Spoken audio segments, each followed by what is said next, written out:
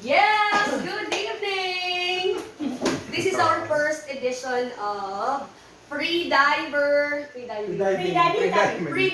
Kapihan.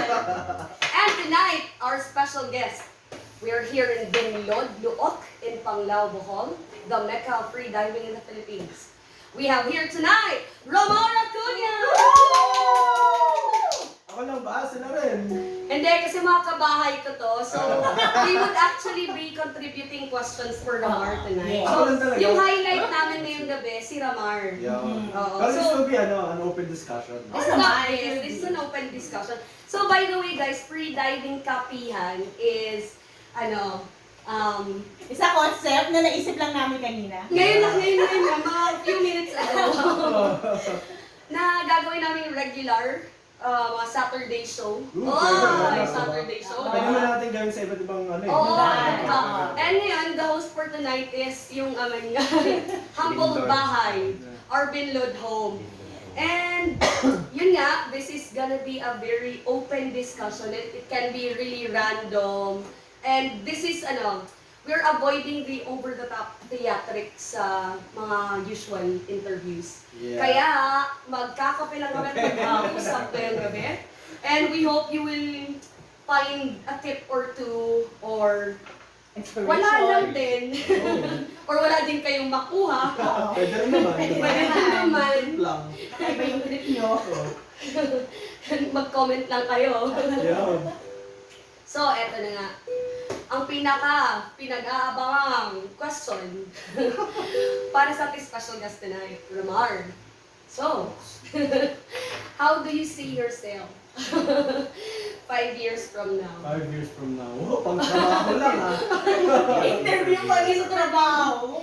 Sabihin mo, actually, I'm just trying to get by this week. Tapos 5 years na yung tinatanong mo. Natutuwa lang ako nag-survive ako this week. Personally, well, in terms of Freediving, of freediving, course. Yes. Well, for freediving, syempre, meron tayong mga wildest dreams eh. Alam ko, like, for example, the people here. Totoo.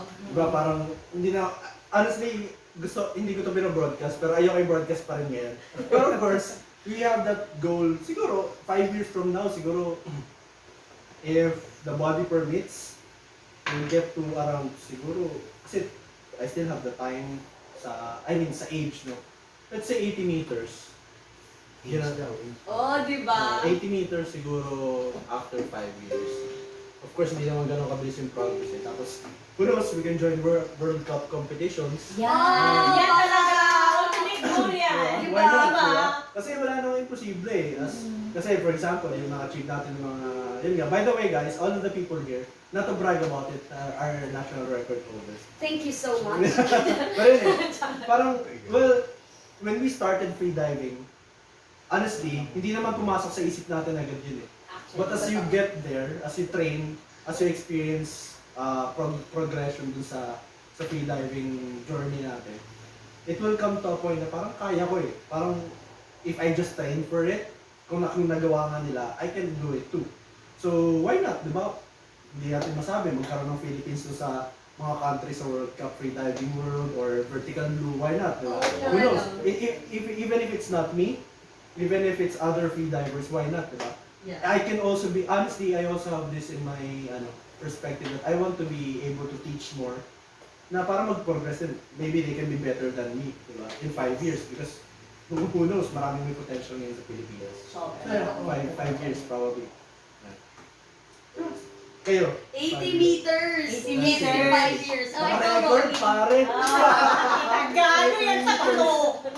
Well, who knows? Diba? Who knows? Yeah. In less than 5 years. Yeah. Diba? Possible naman. Kasi naman, masyadong matyaga yung mga tao dito. And I think that's also the reason why we guys are here in Panglao. So, mas maganda kasi dito. Yeah, tsaka yung mindset yun nga. Siguro ma-share lang natin for those people na freedivers na di pa nakapunta sa Panglao. There are many places in the Philippines, for example, Batangas, which is parang hub ngayon ng freedivers sa Luzon. Luzon, yes. The mindset in, may mga nagsasabi, parang narinig ko to sa isa promotion day, mas kay Pao, sabi niya gano'n. Parang may magic sa tubig ng Panglao. Nagpipibi yung mga tao. Pero kasi I would say that it's not Yun nga, parang it's not about that, but it's the mindset. Pag nasa ibang lugar kasi mostly, the thinking of the people or freedivers are, more of enjoy, ganyan. Pero when you're here in Panglao, parang, for me mindset na iba, you're here to train, you're here to be better, to be a better freediver, which is an advantage for people who are serious on freediving. Kasi, Naka-game face on the pag nandito ka, parang makakamit mo kasi hindi mga naman na freedivers eh. So, unlike pag nasa ibang lugar ka, okay, parang aura, pagandahan ng picture. Pero pag nandito ka, kamusta yung performance mo sa training? Yes, sa exactly. performance level. So, which is a good, well, if you can visit here sa Panglao, that would be a Open po great- pala yung bahay namin dito sa Bindoldo. Same Visit lang lang po po laging. Mag-a-add na po kami ng double deck. 200 per night lang. Share lang tayo sa food. Tapos I think, one of the reasons din bakit andito ako, I mean, probably the main reason, aside from competing and fulfilling my athlete, pangarap, is because dito kasi, I think, lahat tayo, we become students pag andito tayo. Yes. Good. Diba? Yeah. Kasi kung saan tayo pumupunta or from where we are, we're considered coaches or Yeah. parang yung Mentor. Oo, nasa mentors. Oo. Oo. Pero pag dito natutuwa ka kasi you get to meet yung mga mas Elites. maganda pa yung performance sa'yo and you never get yung magandang na ko dito. Hindi ka nagiging inferior kahit andito ka and you're surrounded with magagaling. Kasi I don't know, it's a really great community. Everybody's been very helpful so far. And if you just, ask around and, ask for a buddy or someone would always pick up na, oy, si pwede. Tapos, yan, you get to learn a thing or two from everyone actually.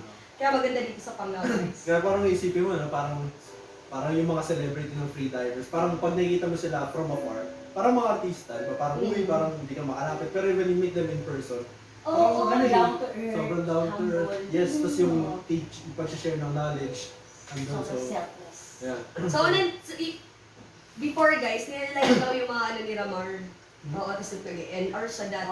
Grabe. Puso-puso lang Ang puso-puso lang. Tapos, si Ramar pa. Oh, ngayon, nakakape-kape ko na lang. Pinagluto nga kanina lang O, diba? dito. Akalain mo. Oo. Grabe naman yun. Parang na tayong levels yun. Yeah, pero yun, tama. Di ba si Rolly din? Rolly is very known to train Yeah. athletes in OLP. He has produced several NRs. Oo, in athlete sa pool competitions mostly. Tapos andito siya ngayon para Yes. matuto and to, Rolly? Same, para matuto din. Student siya ngayon. Student siya ngayon dito, pinapatay siya ng mga Mga NR ng ibang countries. Yes. Oo. So, yun yung Binubugbog ano. sa dito. Pero yun nga, parang sobrang applicable kay Roy yung sinabi mo na student mindset, Oh. even if you're already there at that level. Diba? Which is a good example as well for an instructor. Diba? Ano yun, Way? Keep a beginner's mindset. Yes. Special shout out to my Hello mentor, po, Way! Mikey and Way. Balik na kayo. Balik na po kayo. Marami po naghihintay mag-IC po. Yeah. Diba? So how is it going with your... Kasi andito tayo to train, diba? Hindi tayo para magkape-kape na actually. Andito kami sa Panglao to train. How is the training going so far, guys? Sa akin, kasi galing ako ng DevCom. So, nakarelate ako sa sinasabi mo na yung mga tao dito sa Panglao. Sobrang humble, sobrang down to earth, and willing to share everything that they know. Kasi nung nag-dev training ako lang mag-isa dito. Walang mga taga Manila kasi nag-lockdown.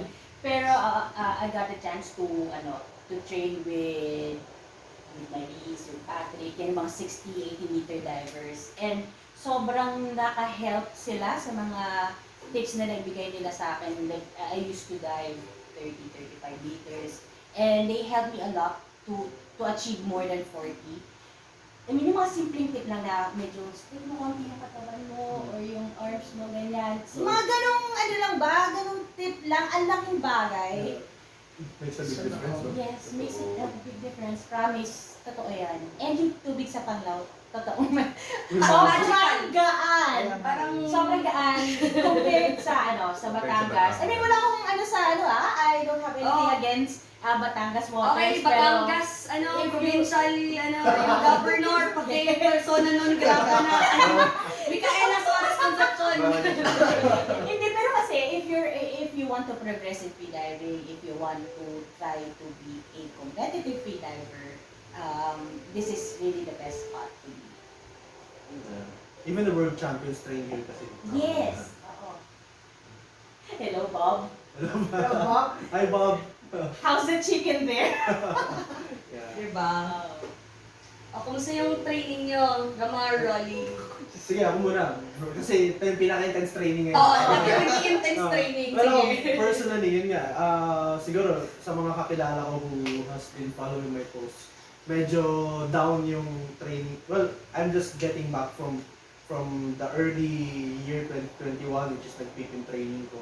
Because of COVID, bumaba. So I'm just starting to really, siguro, umaangat pa unti-unti. So it's a bit challenging and a bit frustrating, honestly. So I've been sharing this to them earlier. Which is, ayun, pero yun that's part of it. Sa mga hindi kasi nakakaalam, Yeah. nag-COVID positive si Ramar. Nag-COVID ako noong June. Then aside from that, I've talked to a doctor who is also a freediver nung past month. Sabi nila, meron daw parang long COVID na tinatawag. So it seems ganun yung naging effect sa akin. Plus, I don't know if it's the vaccine or not. Pero yun nga, I have problems with my equalization, I have problems with my sinus, with my eustachian tube. Tapos yung katawan ko ng hina. Pero yun as an athlete, siguro yun yung naisip ko na we have to deal with. Hindi pwedeng hindi pwedeng hayaan na lang yung sarili mo na malug mo. Kasi, of course, sabi ng ganun, if parang yung progress natin, paangat. Pag tumigil kahit sa, when you stop, you will go down. You will lose what you don't use yung sa pinag-aaralan ko rin ng nakaraang araw. You will lose what you don't use. So, if you stop training, of course, may mga scenarios na, yun nga, nangyari sa akin, natigil ako for several months of training. Pero, you have to get back to it. Kasi if you're really serious about your training or your progression as a freediver, hindi pwedeng kontento ka na lang dun sa kung nasan ka. You really have to work on it. Yes, either yun nga, yung training ko for now would be mostly strengthening sa physical, tapos yung pagbalik dun sa CO2 tolerance, kasi bumaba talaga. Swimming, resistance training, unti-unting CO2 tolerance for progression din para makabalik din sa level na yun. It's still far from my peak performance earlier this year, but for sure, I'll get back to it. Definitely, definitely. So, yeah, I think it's but we've seen Ramar how is, yun, parang nakita din namin he gets frustrated. Pero Everyone gets frustrated. oo, and we all get to that point. We all Pero experience that here, by the way. matutuwa pag nakikita mo din sila na getting back at it, Yeah. and then comfy na yung dive mo so nakakatuwa talaga. Yes. Oo. And that's what I appreciate with the Panglao community. Siguro sa ngayon, most especially, everybody's been very supportive with everyone. Yes, sobrang grateful. By the way, guys, I'm grateful for these people. Kasi there was a time when I was teaching a course na hindi ako makapag-dive, so hindi ko matatapos yung course. So I called Tala and Lika to support. Then we were able to complete the course. Actually, yung ginawa lang namin nun pa-victim. Oo, naging victims kami nung mga rescue. And we will always be willing to. Oo naman, anytime. Tawag lang. Tawag. So yun. Gusto mo din maging victim? Pa-victim. Pag-victim tayo, pwede naman, pwede. Diba? So yun. Yeah. So, I guess people can learn from Ramar about it.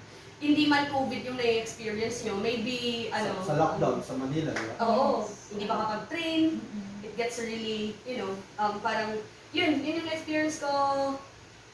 Kasi, di ba, like, nag-pool comp ako sa Manila, and then Walwal, and then I was so determined to, like, do it in 2020. It's like, eto na yun, this is my freediving year, and then, COVID happened. No COVID. And parang dun pa ako paakat ng ano ko eh. And then bang, wala na. So, it was really difficult. So parang hindi lang din COVID or the pandemic. Everybody can be experiencing something that is holding them off ngayon or probably in the past few months. But yeah, pick where you left off. Yeah. Pick up from where you left off. And maraming tutulong. At the same time, dun papasok yung ano eh. Siguro that's a matter of parang defining moment and if freediving is really your passion or you really want to do this. Tama. Kasi if you really want to do freediving, regardless of what's the limiting factor, you will do your best. Siyempre, sa pating, there can be another way. If there's a wall, you can find another way. Pwedeng meron sa gilid. So you will find a way to really get over that big wall para makapag-continue ka. So if you cannot train because walang access sa pool, you can always do dry training. Diba? So, andun eh. So, there's no excuses. Yeah. Now, let's hear from Rolly. Ito talaga yung nagsiseryoso ng training sa amin. Patayin yung training. Dalawang araw lang yung rest niya na week. Kami nakakailang din. Nakakailang rest ba kami? Shout out sa akin. Shout out sa GG ng Miko dyan. Galit na galit. Pagka-train na ako ulit. Ay, by the way, hindi ko alam mo ba? Ipipiyag ko na lang sa'yo mamaya. Mika. Alright, let's hear from Rolly Ben. Ako naman, mina-maximize ko yung time ko dito kasi diba, parang next year baka bumalik ko ng office. So, ayun, just ako before bumalik office. Matuto ng bago. Kasi nga tawag dito. Yun, gusto kong ako ulit yung estudyante. Na parang ako yung tinuturuan, ako yung pina-coach yun. Kasi ang daming pang pwedeng matutunan. Dapat hindi natin nililimit yung sarili natin sa alam natin, sa kaya natin. Kasi maraming pang pwedeng matutunan, pwedeng matay para sa sarili. And kanina may discussion kami ng isang coach ko. Sabi niya, parang okay lang na dalhin ko sa Manila yung mga tinuturo niya. Kasi para mag-improve din yung mga divers sa Manila. Parang dapat maayos yung core nila, yung foundation nila. So sabi niya, basta yung pagdating mo ng Manila, ituro mo yung mga tinuturo ko para mas makabuild tayo ng mga stronger freedivers. Diba? Nice, diba? Yung pangarap ko yan, na parang mas dumami yung maka-realize na they have access to very good freediving. Yes. Kasi right now, sobrang konti pa rin nakaka-realize ng skills na nila. And if you're thinking, guys, about, just trying it, yeah, I think we're the, we are your welcome party dito sa Panglao. We'd be very much willing to help out, start your athlete career. Yes. Freediving sa pagbabody-body, pagpapahiram ng mga anong kailangan. I'm magiging victim. Magpa-victim. Magpa-victim. Ito pala yung isang question, guys. Kasi, I think this is also a question from other people na kasi I'm pretty much sure you've already tried different coaches, different mentors. And minsan, di ba, one teaches differently from the other. So, yun, I think it can get confusing to beginner freedivers or yung mga nagsisimula parang ay iba yung turo sa amin or and to naman, it's not exactly mali yung tinuturo ng isa. So what can you tell those people na parang nagda-doubt or parang iniisip nila na parang or naguguluhan with that kind of So yeah, maybe we'll start with Rolly, being able to coach Sige, dalawa yung coaches ko. Dahil yung bumubugbog sa kanila yun. Iba yung tinuturo nila. Pero, sabi niya sa akin, follow na lang kung ano yung mas, saan ako mas komportable, saan ako mas nag-i-enjoy. Kasi hindi naman siya exact science na kung ano yung tinuro naman sa ilan tama. Pero one thing na common is yung safety. Yun yung hindi pwedeng i-compromise, hindi pwedeng iba-iba. So, yun, in terms of technique, ang tawag dito, yung din it's parang tawag dito, way of teaching or way of learning, iba yung way of pag-adapt, iba yung techniques nila. So, kinukuha ko na lang kung ano yung kaya kong gawin actually. Kung ano yung saan ako mas komportable. Kasi, tinuturo naman nila palagi feelings. Yung ay, papakinggan mo kung ano yung nasa sarili mo, ano yung mag-work sa'yo, ikaw makakaalam, hindi yung coaches mo. Totoo. Yeah. Pero yun, safety, pareho lang. So, yun. Make sure na. Yes. Yun yung Yes. hahanapin mo, panigurado. How about Ramar? Siguro lang, for me, I will just agree dun sa sinabi ni Rolly, but medyo alala on something. Pero yun, well, siguro, kasi meron akong inaaral na course ngayon, yung Science of Exercise.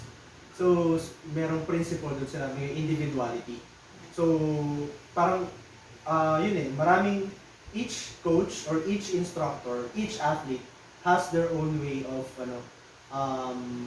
teaching, has their own technique, kung paano, for example, yung relaxation, yung arrow position or yung duck dive is magkaiba, kung paano tinuro. Like, for example, kaya may student ako, I was teaching him, kasi when I'm teaching duck dive, for example, I'm always elaborating may ibang style yung isang organization from the other. For example, si Aida, napansin ko yung different, iba yung duck dive niya from Mochanovs. Sabi ng student ko kanina, ay mali pala yung tinuro sa amin. Sabi ko, no, that's not wrong. It's just that, for me personally, I find it more efficient. But I also saw good freedivers na yung duck dive nila, ganito rin. But they are really good. So it doesn't mean na mali yun. So, yun nga, it's a matter of individuality. But the thing is, with having different coaches, sabi niya gano'n, sabi ni Mikey sa akin one time, sabi niya, you're an adult. So, well, freedivers, of course may mga batang freedivers, pero almost all of the freedivers, so freedivers are adults. You can decide by yourself. Well, you have, yun nga, importantly sinabi ni Rolly that about safety, pero ayun nga, you always have an option, you always have a choice to learn and disregard yung tinuturo. We have our standards, that's why we encourage everyone to be certified, Yes. to take a course, because that's where you will learn yun nga, yung safety, which is standards will be almost the same from AIDA, Molchanhouse, or SSI or anything. But yun nga, the technicalities of it, may mga instructor na maaring hindi effective sa'yo, so hindi mo pwede mo namang hindi tanggapin yun. What you will just take from each instructor, yung magandang yung magandang learnings na binibigay nila. Which is yun yung beauty of hindi ka exclusive sa isang group. Kasi may mga, for example, ayun nga, nag-iisip yung mga students, for example, baka magtampo si coach ganito, baka magtampo si coach na ganyan, kasi lumipat ako. Which is, it will be nice if you will learn from different people kasi nga hindi naman the best yung isang tao lang eh. So and yeah, it's freediving community is a very small community sa Philippines and even around the world. So yun, it's important that you learn from one person, one instructor to another. But of course, learn to check what will be working for you. Almost the same lang sinabi ni Roddy, pero ayun. Every learning from each instructor is precious. Hindi lang actually, and ito just to share with you, freediving, as in freediving, you will not learn only sa freediving sa kanila, but you will learn something sa way of life, yung mga principles nila, yung perspective nila sa buhay, which is, ayun well, sa emotion kasi, na-promote I'm part of motion. Sa motion, we teach yung holistic freediving. Parang you will learn yung kung paano sila mag-isip or how you deal with things, yung lifestyle mo, yung diet mo, yung workout mo. Hindi lang specific for freediving. Pero kasi, when parang, yung mga bagay na yon, which is, yun parang hindi lang siya sa freediving, pero at sa life itself. So, it's really nice to learn from different people. Yan, dami na sila. Totoo. Because then, babalik do sa na freediving is a very personal thing. Yes. Kaya, you have to meet different people to mentor you. Kasi, one thing na pwedeng ituro nung isang mentor sa'yo is not really applicable for you. Yeah. Yun. So, that's the beauty of, learning from others. Pero, Just be open exactly. sa mga lahat ng makukuha mong learnings. Yeah. Kasi they're different. just need to find what works best for you. Yeah. Don't get frustrated because I have been through that. Yeah. And then, Ang isang naisip ko lang rin doon, or idea, for example, when I'm teaching, yung student, hindi niya makuha yung the way I do it. So, pinapasok ko yung ibang knowledge from other mentors, which nagugulat ako, applicable for them. So, pwede mo siyang, yung tinuturo sa'yo from others na hindi effective sa'yo, you can pass it on to other students, which is pwede makatulong sa kanila. So, parang bangko mo siya, bangko knowledge. Oh, Yes. totoo. Yeah, right. No? Oh, eto si Mika. Pakinggan natin si Mika. So, this is Micaela Suarez Concepcion. Naban na po si Batangas. Kompleto pangalan. Broadcasting from Binlod Nook, Panglao. pangmalakasan ano yan ng OLP. So, Mika, how is it so far with living in Panglao, and why exactly are you here anyway? She is, very, parang she's been conveniently located in Hoy, ano Manila, convenient? Batangas before. So Yeah. parang, now she has moved in Panglao until indefinitely. Mag-i-extend kami next year. Tapos, Dad, ano po shout out, payagan mo na. Payagan mo na po, Dad. So, yeah, how is living in Panglao so Okay far? naman so far. Nakakagulat na parang kasi all my life in Manila, never naman talaga ako nag-independently nasa bahay. Like, I'm always with my family. And nakakapanibago, I had to tend for myself, then work at night, then attend trainings and all.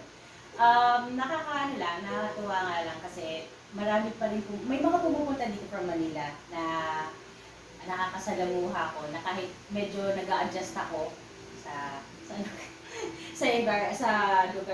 lugar. Meron pa rin nag-check sa akin. Like yung mga pumunta ng mga previous season. I mean, previous events. So, ayun, in-enjoy ko lang yung stay ko dito. Nakakatuwa kasi marami akong na-explore ng mga bagong lugar. Tapos nakakaintindi na ako ng Bisaya konti. Diyos ko, necessary pala talaga yun. Yes. Ayun.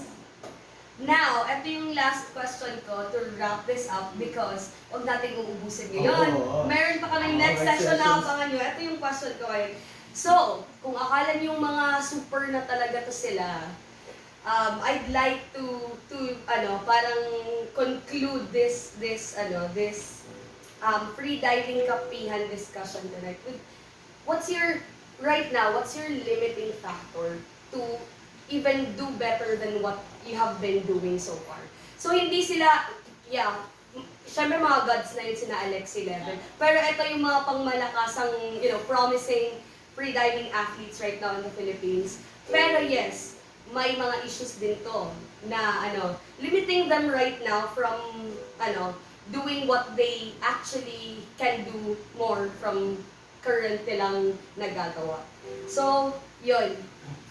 Let's hear from Mika. So, what's your, Okay. So, limiting factor, kasi when I first started training sa Manila, before ako mag-NR, I have all the support system. I have Rolly, I have OLP, IOLP.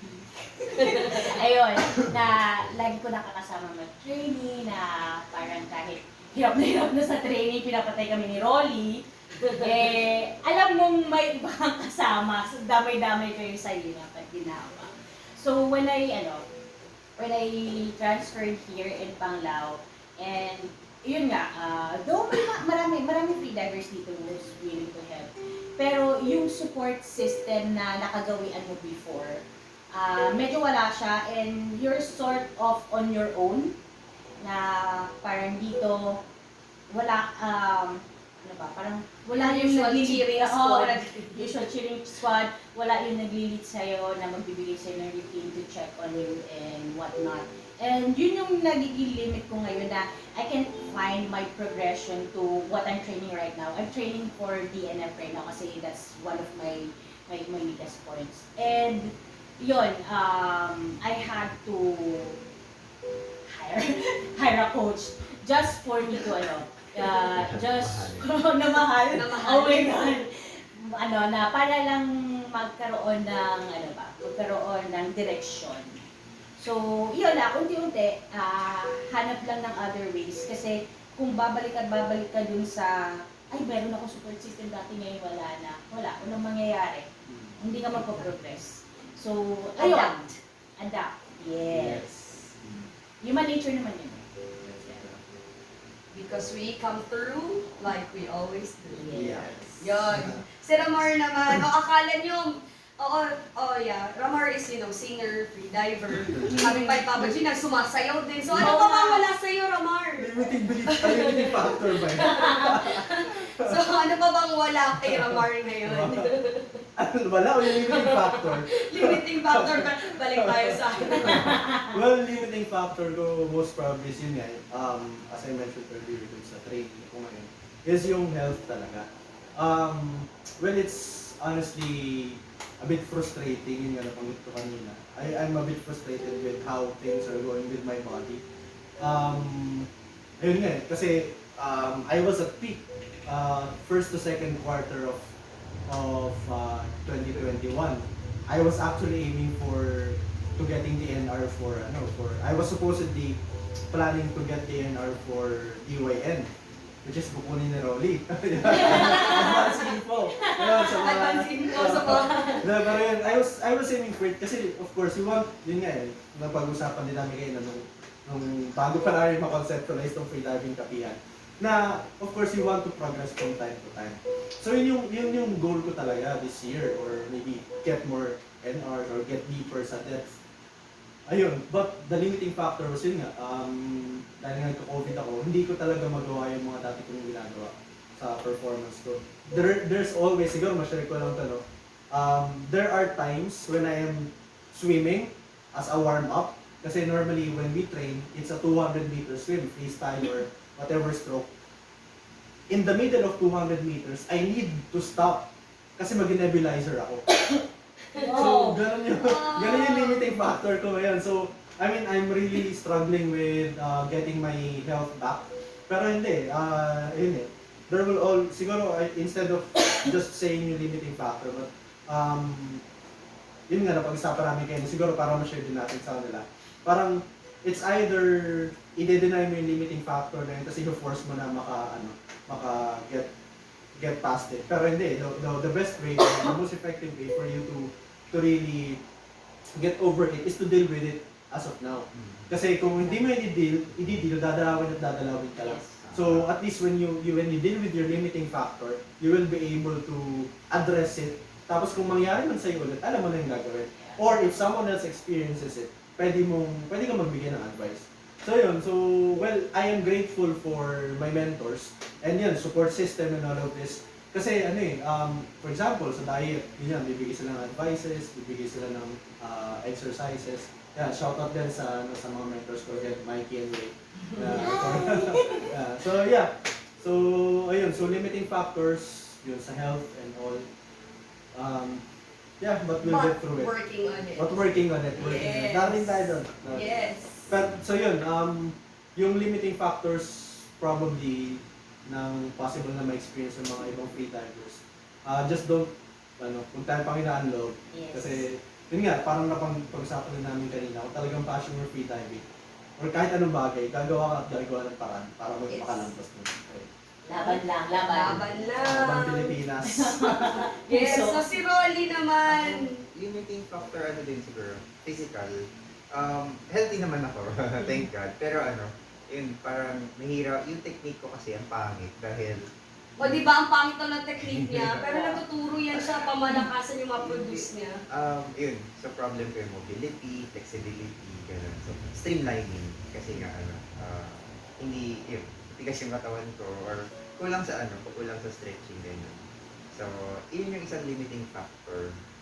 Tapos, ayun, kaya naman siya, kailangan i-overcome siya. Yun, hindi ka dapat, sabi nga nila, hindi ka mapufrustrate. Kasi naman, kahit slowly, but surely, ma-overcome mo yung mga limiting factor. So ano pinagagawa mo ngayon, Rolly? Ang daming stretching. On the... Sample. Ang daming stretching. Ang daming stretching. Parang nakatawa.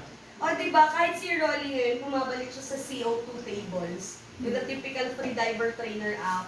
Diba? Yeah. Yes. Ikaw, ano limiting factor? Yes. Ano, having to deal with dalawang bahay.